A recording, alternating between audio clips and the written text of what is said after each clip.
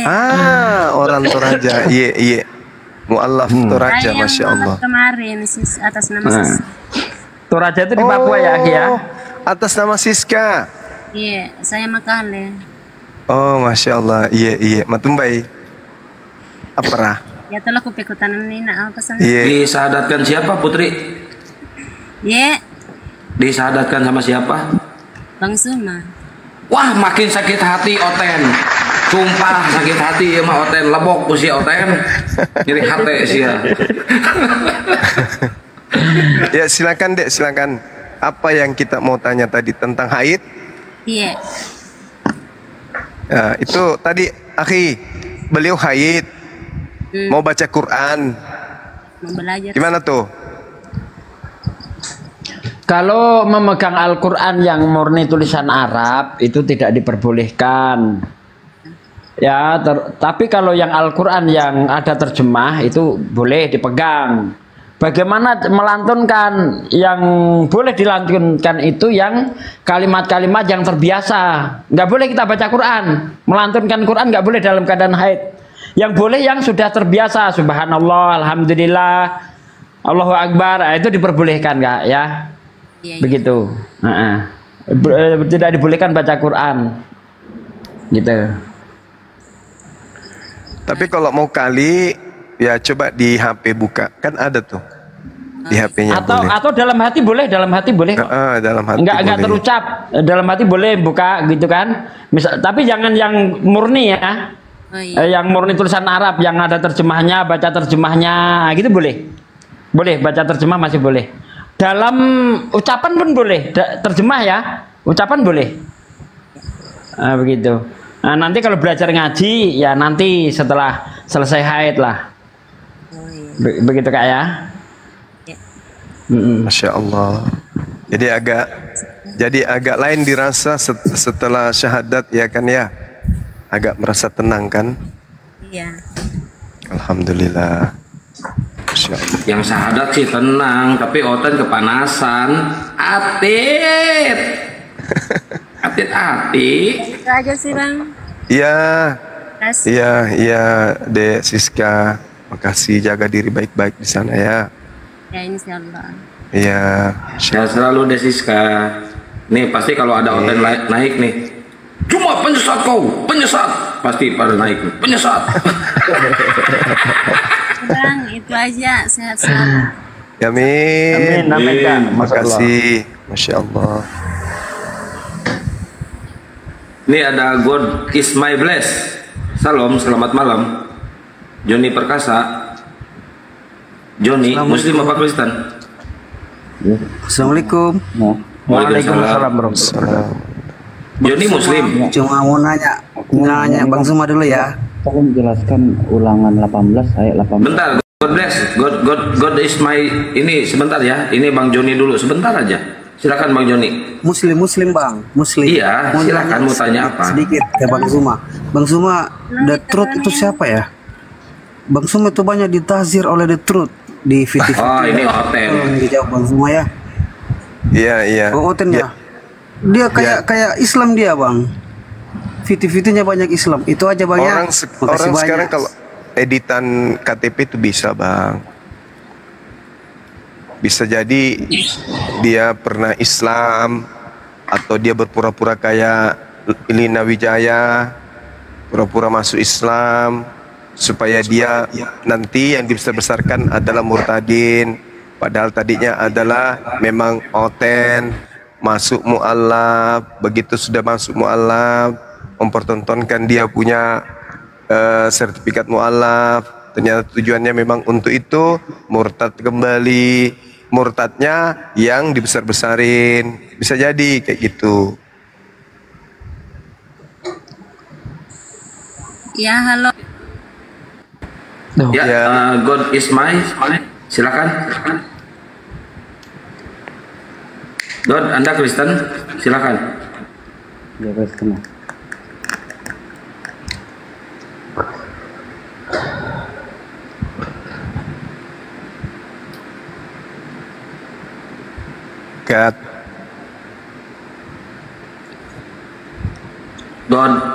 God is my. Dibuka mute-nya. Silakan Bang, apa yang ditanyakan Bang? God is me. Ulangan 18 ayat 18 sampai 22. Iya. Kenapa itu? Saya kurang paham tuh. Siapa yang dimaksud? Terima kasih. Ya, di situ yang dimaksud di situ adalah nabi yang sama seperti Nabi Musa dan juga nabi yang ngaku-ngaku nabi tapi palsu. Itu Bang. Ada dua golongan itu. Ada Ya. golongan nabi yang benar, ada golongan nabi yang palsu. Golongan nabi palsu itu dari ayat 20, golongan yang benar dari ayat 19 ke atas sampai ke 15. Ya. Yang di ayat 18 itu kan menyatakan menaruh firman. Nah, itu tertuju pada siapa, Bang? Kalau umat Islam itu kan sebenarnya tidak butuh nubuatan kemudian ya. Karena kami umat Islam itu sudah beriman sepenuh hati kepada baginda Rasulullah Muhammad SAW sesuai dengan fakta yang ada bahwa seluruh Al-Quran itu berasal dari mulut beliau dan apa yang keluar dari mulut beliau itu adalah firman Allah. Maka kalau ingin dicari nabi yang sama seperti Musa, ya meskipun bukan Nabi Muhammad yang ditujukan di sini, tapi berdasarkan narasinya ini tepat ketika didudukkan kepada baginda Rasulullah Muhammad sallallahu alaihi wasallam. Kenapa? Karena di dalam data nomor 19-nya di situ dikatakan bismi anoki. Satu-satunya nabi yang mengatakan kata dengan nama Allah itu hanya Nabi Muhammad. Nah, karena dikatakan di sana orang yang tidak mendengarkan segala firmanku yang diucapkan nabi itu demi namaku. Berarti nabi ini nanti begitu menyampaikan firman yang keluar dari mulutnya itu diawali dengan nama demi nama Allah, demi nama Tuhan. Nah itu hanya disifati oleh pewahyuan Al-Quran. Seperti itu Bang. Oh begitu. Iya. Itu kan bukti kenabian kan ada Bang. Iya. Nah bukti kenabian ada. Jadi mukjizat dari contohnya nih dari kayak di Kristen kan Yesus kayak di bangsa, karena ya setahu aku kan bangsa para nabi kan dari bangsa Israel. Kayak Musa kan membelah laut, Yesus Nabi tidak harus bermujizat Bang. Yohanes itu nabi apa mujizatnya Bang? Yohanes bukan nabi Bang. Wis, Yohanes nabi Bang dalam kitabmu Bang. Tunggu Bang, saya nggak nanya dengan abang, saya nanya dengan Bang Zuma. Jadi kan harus ada mujizat. Jadi kalau di Islam tuh Muhammad mujizatnya apa Bang? Terima kasih. Jadi berbicara mengenai mukjizat itu disesuaikan dengan zamannya. Zamannya Nabi Musa belah laut. Kenapa? Karena membawa Nabi Musa membawa Bani Israel dari kejaran Fir'aun. Maka laut dibelah. Dan itu pun kemudian umatnya Nabi Musa banyak yang membelot. Zamannya Nabi Isa membangkitkan orang mati untuk mematahkan semua argumentasi orang-orang yang menuduh dia sebagai anak hasil zina. Untuk buktikan dia rasul utusan Tuhan, diperlihatkanlah mukjizat. Itu pun masih membelot. Nah, jadi mukjizat-mukjizat yang diberikan kepada nabi terdahulu sesuai dengan zamannya. Nah, baginda Rasul Muhammad sallallahu alaihi wasallam diutus untuk seluruh zaman. Berarti dia menerima mujizat dari Allah yang mana mujizat itu harus sepanjang zaman bisa dirasakan.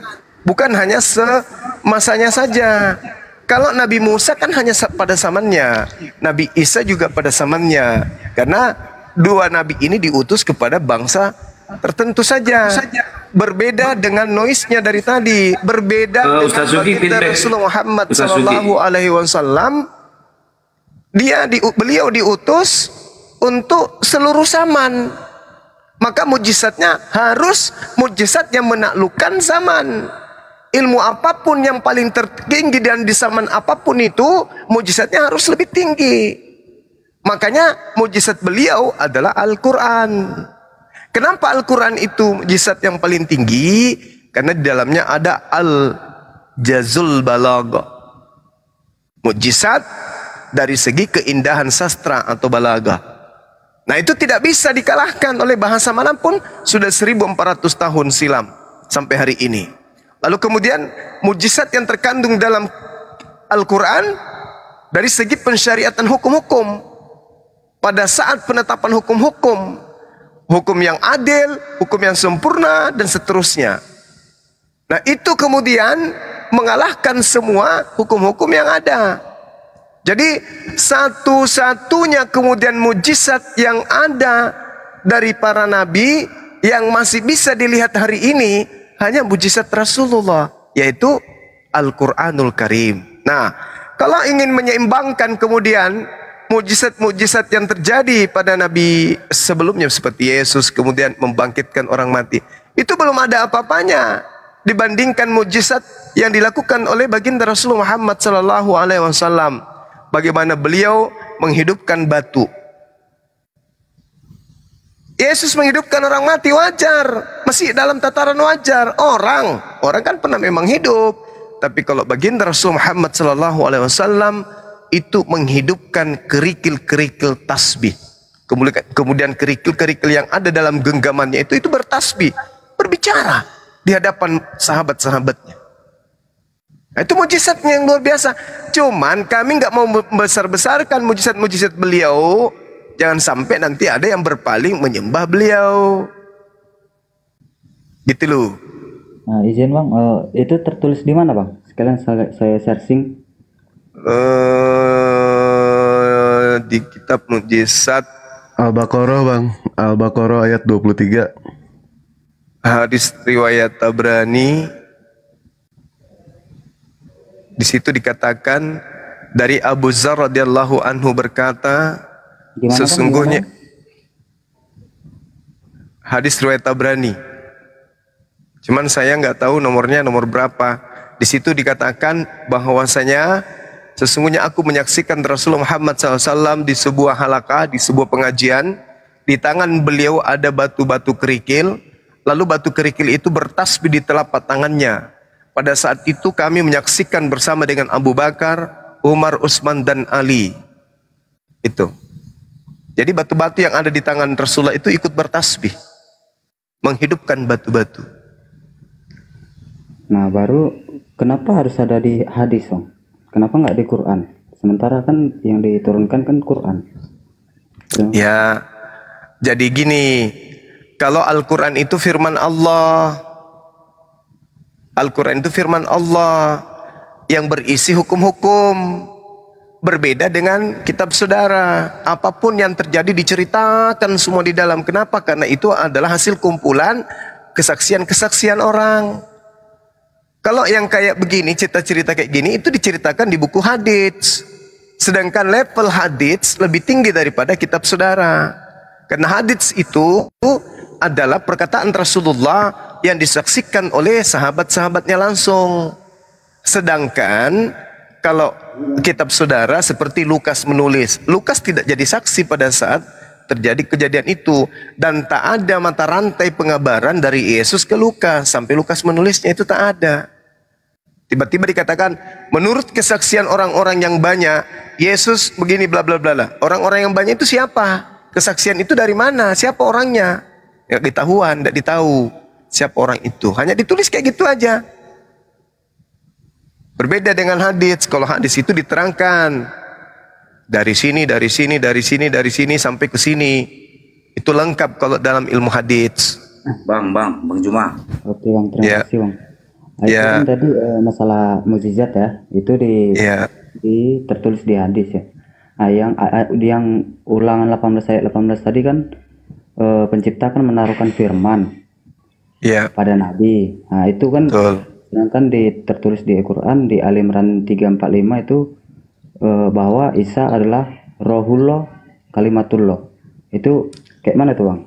Apakah ada nabi lain yang selain dia? Terima kasih. Segala sesuatu itu berasal dari Allah. Kenapa ayat itu ada kemudian? Karena Nabi Isa dituduh sebagai anak hasil zina. Maka dikatakan tidak, Nabi Isa itu lahir berasal dari kalimat, dari perintah, dari kehendak, dari ide, gagasan Allah. Allah yang menghendaki. Bukan laki-laki menghendaki melakukan sesuatu kepada ibunya sampai dia hamil dan dia lahir, enggak. Makanya Allah mengatakan itu. Gini, bahwa Nabi Isa itu dari kehendakku. Aku. Gini, Bang. Ya. Bang, kalau menurutku Nabi Isa sama Yesus itu beda. Emang beda, Bang? Emang beda? Kalau Isa kan bahasa Kelian, bahasa Arab sana. Bahasa yang serumpun dengan bahasa keturunan Abraham. Memiliki Kalau 3 Yesus bahasa. kan Kalau Yesus bahasa mana? Bahasa Yunani.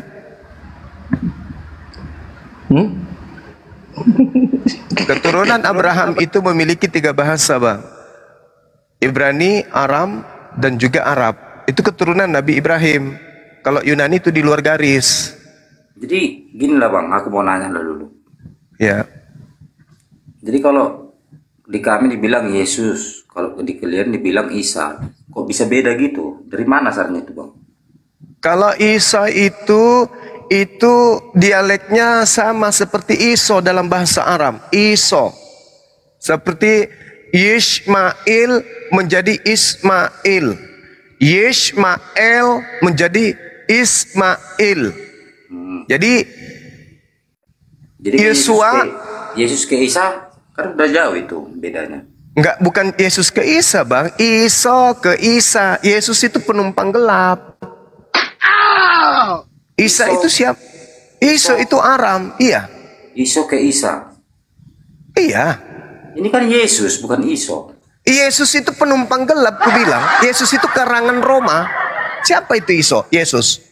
Siapa itu? Orang Israel nggak kenal Yesus. Nggak ada itu Yesus. Nggak ada. Yang ada itu adalah Yesua. Yang ada itu Yesua. Yesua dalam Ibrani, kemudian Iso dalam Aram. Isa dalam Arab. Yesus itu siapa? Tak tahu.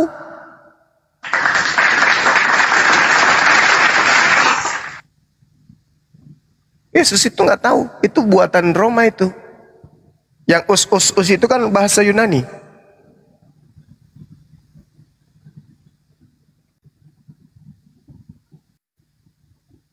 Apa kamu nggak mempertanyakan Iso bisa jadi Yesus itu gimana caranya gitu loh?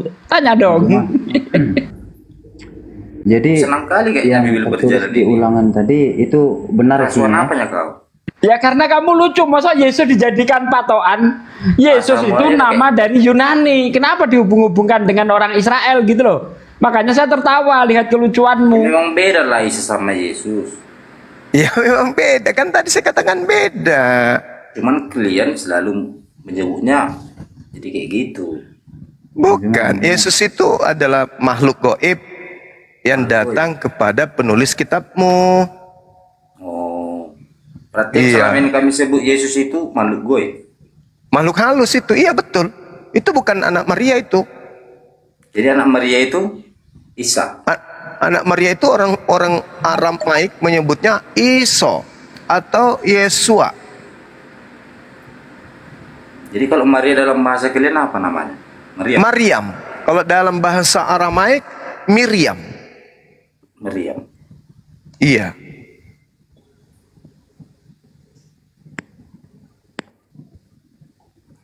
Tapi tadi sama-sama bisa menghidupkan manusia apa ya orang mati ya? Ya, karena kan Yesus itu hasil penyelidikan Ya. orang-orang yang tidak dikenal, yang menceritakan tentang oknum yang datang di tengah-tengah Bani Israel yang lahir tanpa ayah. Mereka mengarangnya dengan nama Yesus, gitu. Kenapa? Karena harus seidentik, sewarna, serasa dengan sembahan-sembahan Roma. Kan agama kalian yang tertua itu Romawi, Katolik. Penganut agama Katolik ini sebelum agama Katolik jadi agamanya, mereka kepercayaannya apa rupanya?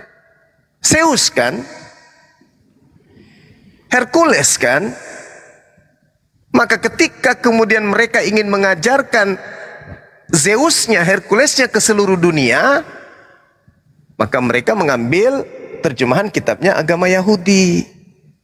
Maka sembahan mereka, dewa-dewa mereka berubah menjadi Yesus. Itulah yang dijual sampai di Indonesia. Itulah yang kamu tuhankan. Jadi yang kamu sembah itu sebenarnya bukan anaknya Maria. Makanya orang Yahudi dan orang Kristen sama nggak? Beda. Orang Kristen cuma mengambil kitabnya Yahudi, menempelkan di kitabnya orang Yahudi Romawi. Jadilah perjanjian lama dan perjanjian baru. Itu dua kitab dengan dua agama yang berbeda. Digabungkan demi untuk memuluskan penyembahan terhadap dewa-dewa mereka. Makanya Yesus itu diajarkan setengah dewa, setengah manusia. Itu konsepnya orang Kristen. Beda dengan konsepnya orang Yahudi. Yeremia 10 nomor 6. Elohim tidak serupa dengan apapun. Berarti tidak serupa dengan manusia. Nah, kalau Kristen, Yesus itu adalah teopani. Tuhan yang datang, dewa yang datang berkenosis menjadi manusia. Coba Anda baca dalam Filipi 2 nomor 6 sampai nomor 8 tuh. Theos datang menjelma menjadi Yesus. Theos itu apa? Dewa. Coba Anda lihat di dalam Yeremia ya, kita lihat sama-sama ya. Di Yesaya 66. Coba kita lihat di situ. Apa yang diterangkan kemudian di Yesaya 66 ketika kemudian Tuhan datang dengan membawa api yang menyala-nyala untuk membakar siapa? Membakar orang yang memuji dewa-dewa mereka. Sebab sesungguhnya Tuhan akan datang dengan api. Dan kereta-keretanya akan seperti puting beliung untuk melampiaskan murkanya dengan kepanasan dan hardiknya dengan nyala api. Sebab Tuhan akan menghukum segala yang hidup dengan api dan dengan pedangnya. Dan orang-orang yang mati terbunuh oleh Tuhan akan banyak jumlahnya.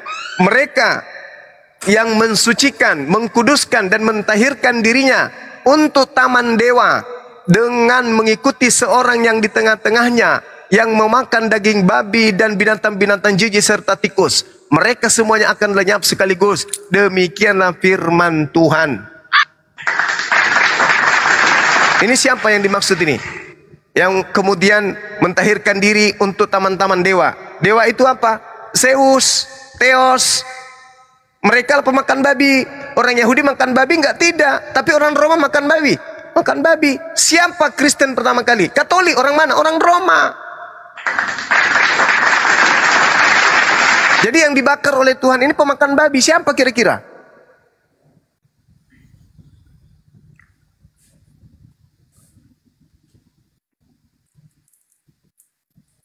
Gitu bang. Tapi kami sekali lagi hanya memberi peringatan. Islam datang untuk mengingatkan kembali manusia bahwa sebagian dari manusia itu ada yang tersesat, menggantikan Tuhannya Yahudi dengan sembahan-sembahan dari paganisme. Wa iyyaduuna illa syaitanan marida. Gimana? Jadi gara-gara itulah kalau di gereja-gereja pun dibom, orang ibadah pun dimarahi, gitulah ya. Gara-gara itulah ya. Setahu saya, agama Katolik itu, Imperium Romawi itu adalah kerajaan yang sabar dulu. Iya, nanti kita ke situ. Imperium Romawi itu adalah kekerajaan yang terbesar yang cangkangnya hampir separuh bumi. Dulu melakukan penjajahan, penindasan, bla bla bla dan seterusnya. Agamanya Katolik. Pindah lagi ke kerajaan Belanda, begitu juga adanya. Agamanya Kristen. Pindah lagi ke Jerman, begitu juga. Jadi agama Katolik itu disebarkan ke seluruh penjuru bumi dengan peperangan, penindasan, perampasan dan perampokan, pembunuhan. Agama Anda juga begitu. 350 tahun. Jutaan manusia menjadi janda, jutaan anak-anak menjadi yatim piatu. Pelakunya siapa? Mereka yang mewariskan agama Kristen Katolik, mereka yang mewariskan gereja, mereka yang mewariskan dewa bernama Yesus, mereka yang mewariskan buku yang disebut Bible. Jadi setelah mereka puas merampas, tak ada lagi di bumi ini yang mau diperangi. Nah, barulah mereka adem sekarang ini. Nah, jadi setelah mereka melakukan pembunuhan massal di mana-mana, berhenti puas mereka, kemudian Islam lagi yang dikatakan agama teroris lah. Memang agama. Iya, Pak. Siapa yang diteror? Kami. Oke, sekarang hebat mana? Teror atau penjajah? Penjajahan kan udah berakhir. Nah, itu tadi kan sudah kujelaskan. Nah, Tadi kan sudah kujelaskan. Nah, kalau penjajahan itu amanat damai. Dengar. Kalau amanat, Ya. kalau penjajahan itu amanat Bible. Tapi kalau bom teror itu larangan Al-Quran, tidak boleh. Tidak ada perintahnya teror dalam Al-Quran, tidak boleh. Tapi kalau penjajahan memang itu perintah Bible. Jadi kan penjajahan udah nggak ada. Ya untuk sementara. Coba nanti kalau kalian mayoritas, Dengarlah dulu. kalian akan mempraktikkan Bible lagi. Maksud Ya kan ada perintah dalam Bible saudara untuk memerangi, memperbudak, membunuh. Memerangi. Itu ada dalam kitab saudara. ya oke. Tanpa ada, kalau di Islam itu kan perang itu bisa terjadi kalau Islam diperangi. Tapi kalau di agama saudara tidak. Yang Kalau memerangi Islam sekarang siapa? Kalau nggak ada yang memerangi Islam, Jadi kenapa harus ada bom? Bom gereja? tidak ada yang kemudian memerintahkan mereka untuk melakukan bom. Mana dalilnya di Al-Quran? Alah. Ya, terus Jadi ngomong Mana? kemarin bom yang ketangkep siapa? Umat mana bang? Iya, maksud saya mana dalilnya dalam Al-Quran untuk membom? Ada? Nggak ada, aku bilang dari Al-Quran. Tidak ada. Berarti yang melakukan itu pelakunya, oknum. pelakunya siapa? Berarti oknum kan? Tapi kalau penjajahan itu perintah dari Bible. Alah. Kalau bom itu oknum, tak ada perintah dari Al-Quran. Belok-belok Tapi kalau bahasamu, penjajahan itu perintah dari Bible. Bahasamu belok-belok. Nanti tanya Anda apa yang tidak masuk, kan Anda malu. Nah gini bang, pertanyaan perbedaan perjanjian lama dengan perjanjian baru itu apa bang? Perjanjian lama itu kitabnya orang Yahudi. Perjanjian baru itu kitabnya orang Romawi. Ya, Digabung, dirampok terjemahannya.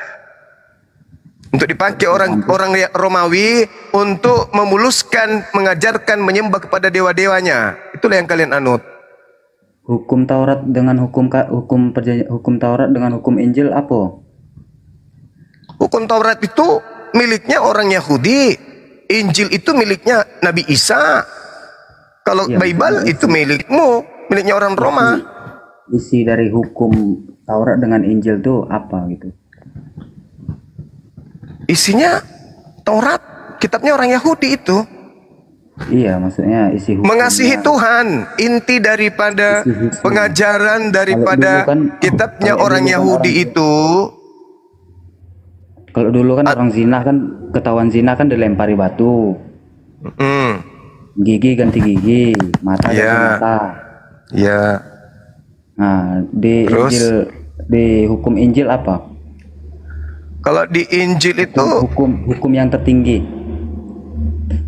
hukum yang tertinggi di Injil, kita nggak ada lagi Injil hari ini. Yang ada mungkin maksudmu perjanjian baru, Evangelion. Yes. Oh, itu bukan Injil itu. Yang kau maksud itu surat-surat yang ditulis oleh orang-orang Farisi dan orang-orang Romawi, orang Yunani, sorry. Itu mungkin. Kira-kira itu apa hukumnya, Bang? Yang tertinggi di Kristen itu katanya ajaran kasih tapi teori, tidak bisa dipraktekkan. Oh. Buktinya apa? Mau dipraktekkan kitabmu, ajaran kasihmu mau? Buktinya apa, Bang? Buktinya tidak ada orang Kristen yang mau ditampar bolak-balik tapi tidak membalas. Benar.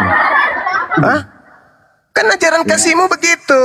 Janganlah kau berbuat jahat kepada orang yang berbuat jahat kepadamu. Apabila pipi kananmu ditampar, berilah juga pipi kirimu. Mau kau praktekkan? Mau? Mau. Itu namanya sengaja itu. Lah, mau ndak aku praktekkan ajaran kasihmu itu?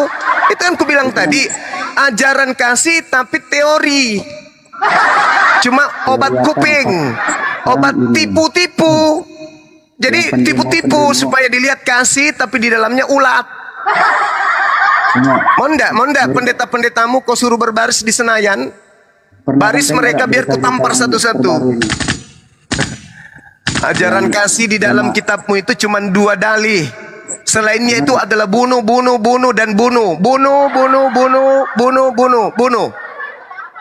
Ayat di dalam kitabmu kasih itu cuma 2 ayat. Cuma 2 dalih. Cuma 2. Tapi data pembunuhan gak terhitung. Jadi jangan kau pikir agamamu itu agama kasih. Nanti setelah Indonesia merdeka itu baru nampak kasihnya kalian itu. Baru nampak bagus-bagusnya gitu loh. Jerman datang mengajarkan Katolik. Jerman negara tertinggi angka pembunuhannya kepada bangsa lain. Belanda mengajarkan Kristen. Belanda adalah negara penjajah terwahid di dunia ini. Semua negara terwahid penjajah itu agamanya apa? Kristen. Jadi sekarang karena sudah bukan zaman perang, menutup diri. Oh, Kristen ajaran kasih. Mau muntah. Setelah puas membunuh, cuci tangan, habis itu pakai kemeja yang bersih, duduk rapi-rapi, senyum-senyum sana sini, selamat pagi, selamat siang, apa kabar, udah makan? Alah, tuyul, penipu. Jadi ajaranmu itu baru-baru ini ajanya, baru tangannya tidak mandi darah, asal kau tahu. Perang dunia pertama, pelakunya penyembah Yesus. Perang dunia kedua, pelakunya adalah penyembah Yesus. Perang salib, pencetusnya penyembah Yesus. Nggak ada perang di dunia ini kalau bukan penyembah Yesus, nggak ada. Hiroshima, Nagasaki hancur lebur, penyembah Yesus pelakunya, nggak ada. Baru-baru ini aja setelah tenang baru senyum-senyum. Senyum kanan, senyum kiri, senyum depan. Kucing bunyi di belakang, balik langsung senyum. Hai kucing, kayak gitulah agamamu. Muka toples. Saya isi Injil ya, isi yang kami percaya ya, perjanjian baru ya. Teori, itu teori. Isinya saya tidak percaya karena itu teori. Kalau nggak percaya, ya. Lain kali jangan dibawa-bawa atau jangan dibahas-bahas. Saya bawa untuk nampol mulut penyembah Lucifer. Kamu nggak tahu isi. Pernah dengar tak ucapan Yesus menyembuhkan orang buta tuh? Pernah. Yesus kan orang Yahudi, bukan Kristen. Yesus itu. Apa hubungannya dengan Kristen? Tak ada hubungannya dengan Kristen. Tak ada hubungannya. Apa yang dikatakan Yesus? Menyembuhkan tidak ada hubungannya Yesus dengan Kristen. Tidak ada. Yesus itu orang Yahudi, mengajarkan hukum perjanjian lama kepada muridnya. Dan yang Yesus kau sembah itu beda dengan Yesus yang orang Yahudi. Yesus yang kau sembah itu merek Romawi. Akulah Yesus yang kau aniaya sang bintang timur. Itu bukan Yesus anak Maria itu. Pertanyaan aku, apa yang dikatakan Yesus ketika sesudah menyembuhkan orang buta? Dosamu telah diampuni. Nah, terus datang orang ahli Yahudi, apa katanya? Apa yang dikatakannya? Dia penyihir. Iyalah. Orang yang buta akan melihat, orang yang melihat akan buta. Itulah kalian. Oh gitu. Yang dilahirkan Maria ini apa? Menurut matamu? Yang keluar dari vagina Maria itu menurut matamu apa? Kodok. Bukan cuma mata yang buta, tapi pikiran, logika. Ayam. Hah? Yang dilahirkan Maria ini apa? Kutanya dulu kau. Kau nuduh saya buta. Yesus manusia kau sembah. Siapa yang buta? Agamamu di bawah penjajah, kau bilang agama kasih. Hah? Makanya ditegaskan yang melihat akan buta, yang buta akan melihat. Ya itulah kau yang kena. Karena Yesus tidak menyentuh. Yesus di dalam penginjilannya tidak menyentuh Islam, menyentuh Katolik Romawi. Aneh kau ini bang. Dalam pemahaman kami yang bersentuhan dengan Yesus pada saat Yesus penginjilan bukan Islam tapi Katolik. Aneh kau ini, lucu kau. Nggak ngerti tentang yang isi 18 dengan isi ulangan 18 ayat 9. Ulangan 18 itu siapa? Kalau menurutmu ulangan 18 itu yang menggenapi siapa? Pertanyaan saya, siapa salah satu nabi dari antara lainnya yang menerima firman itu? Baginda Rasulullah Muhammad sallallahu alaihi wasallam. Menurutmu siapa? Apa buktinya? Tunggu dulu, menurutmu siapa? Yesus. Yesus. Mari kita baca. Dengarkan pelan-pelan. Tunggu. Mudah-mudahan Itu satu Yesus. Ya, itu satu. Nah, Kedua, sekarang baru tunggu. tentang kebangkitan. Jangan dulu, jangan ketakutan Anda. Jangan ketakutan. Anda kan mengatakan Yesus. Sekarang tolong tunjukkan firman-firman yang disimpan di mulut Yesus. Mana? Mana? Mana kumpulan firman yang disimpan di mulut Yesus sekarang? Mana? Tunjukkan saya.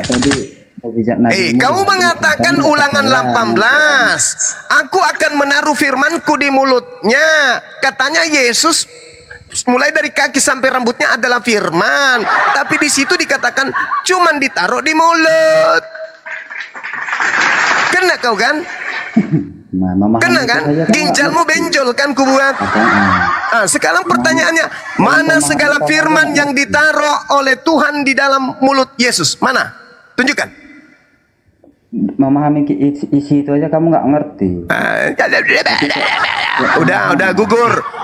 Yang kedua, sekarang saya bacakan dalilnya. Kamu sudah gugur, kamu udah kalah. Kalau saya ditanya, mana seluruh firman yang disimpan oleh Tuhan di dalam mulut Nabi Muhammad? Al-Quran, jelas. Nah, sekarang yang kedua, kamu kalah di sini. Yang kedua, di dalam Kisah Para Wartawan 3 bab 22 sampai 23. Bukankah telah dikatakan Musa, Tuhan Elohim akan membangkitkan bagimu seorang nabi di antara saudara-saudaramu, sama seperti aku. Dengarkanlah dia dalam segala sesuatu yang akan dikatakannya kepadamu. Dan akan terjadi bahwa semua orang yang tidak mendengarkan nabi itu akan dibasmi dari umat kita. Kamu mengatakan tadi Yesus. Ketika Yesus datang menyampaikan firman, siapa yang dibasmi? Yesus atau orang Yahudi? Jawab. Yesus. Yang dibasmi siapa? Yesus atau orang Yahudi? Hah? Yesus. Berarti nabi yang ketika firmannya tidak diterima, firmannya tidak didengarkan itu malah membasmi orang-orang yang menentangnya, itu siapa? Apa? Siapa, Bung? Apa? Dan akan terjadi bahwa semua orang yang tidak mendengarkan nabi itu akan dibasmi dari umat kita. Itu siapa? Nabimu. Ya, betul. Berarti nabi yang sama seperti Musa adalah Nabimu. Allahu Akbar. Masya Allah. Ya sudah. Sudah ya. Yang bangkit siapa? Yang bangkit itu adalah Lucifer. Baca Yesaya 14 nomor 15. Nah, sakit lagi kan? Sakit. Baca Matius 12 nomor 43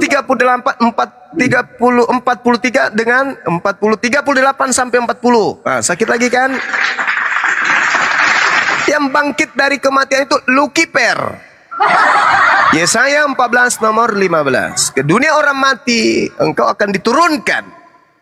Oke, kemudian dibangkitkannya di mana? Di Matius 12 nomor 38 sampai nomor 40.